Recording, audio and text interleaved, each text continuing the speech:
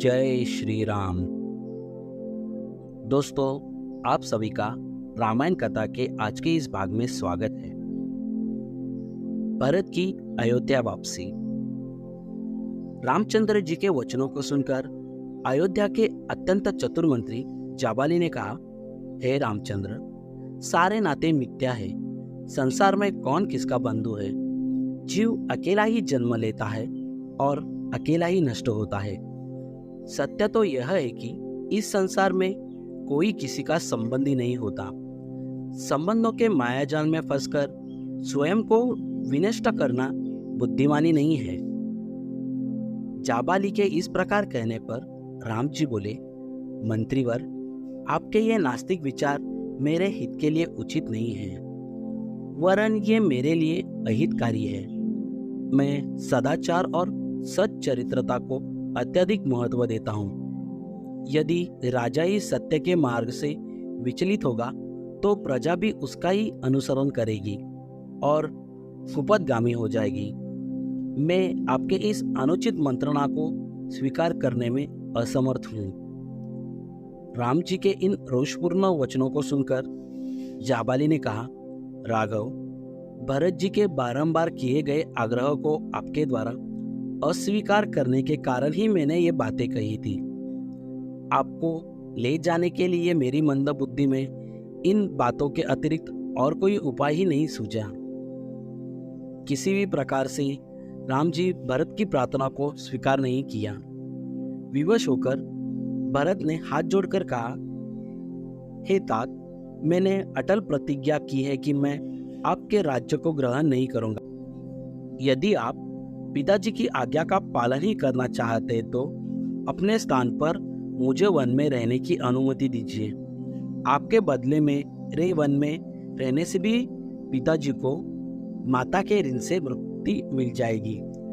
इन स्नेहपूर्ण वचनों को सुनकर राम मंत्रियों और पूर्ववासियों की ओर देखकर बोले, जो कुछ भी हो चुका है उसे न तो मैं बदल सकता हूँ और न ही भरत। वनवास की आज्ञा मुझे हुई है, न कि भरत को। मैं माता कैकेयी के कथन और पिताजी के कर्म दोनों को ही उचित समझता हूँ। मातृभक्त, पितृभक्त और गुरुभक्त होने के साथ ही साथ भरत सर्वगुण संपन्न भी है, अतः उनका ही राज्य करना उचित है।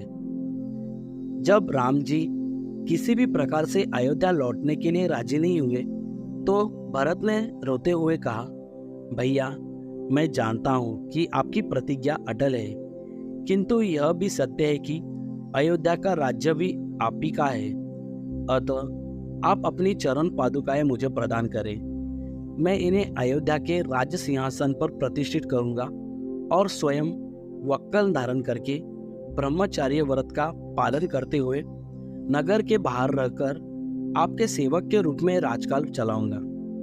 14 वर्ष पूर्ण होते ही यदि आप अयोध्या नहीं पहुंचे तो मैं स्वयं को अग्नि में भस्म कर दूंगा। यही मेरी प्रतिज्ञा है। रामचंद्र जी ने भरत को हृदय से लगाकर उन्हें अपनी पादुकाएं दी। फिर शत्रुघ्न को समझाते हुए बोले, भैया, माता कैकेयी को कभी अपशब्द कहकर उनका अपमान मत करना। इस बात को कभी न भूलना कि वे हम सबकी पूज्य माता है। तुम्हें मेरी और सीता की शपथ है। फिर माताओं को धैर्य बंधाकर सम्मान पूर्वक सबको विदा किया। श्री राम की चरण पादुकाओं के साथ भरत और शत्रुघ्न रथ पर सवार हुए। उदास मन लिए हुए सब लोग अयोध्या पहुंचे। अयोध्या पहुंच जाने पर भरत ने गुरु वशिष्ठ से कहा, गुरुदेव, आपको तो ज्ञात ही है कि अयोध्या के वास्तविक नरेश राम है। उनकी अनुपस्थिति में उनकी चरण पादुकाएं सिंहासन की शोभा बढ़ाएंगी। मैं नगर से दूर नंदीग्राम में पर्णकुटी बनाकर निवास करूंगा और वहीं से राजकाज का संचालन करूंगा। फिर वे नंदीग्राम से ही राम के प्रतिनिधि के रूप में राज्य का कार्य संपादन करने लगी। दोस्तों, इसके आगे की कहानी रामायण कथा के अगले भाग में। दोस्तों, आप सभी से ये निवेदन है कि अपने इस चैनल को लाइक, शेयर और सब्सक्राइब जरूर कीजिए और कमेंट करके आपका अभिप्राय भी जरूर दें। और हाँ, साथ ही साथ बेल आइकॉन को भी प्रेस कर दीजिए। धन्यवाद। जय श्री राम।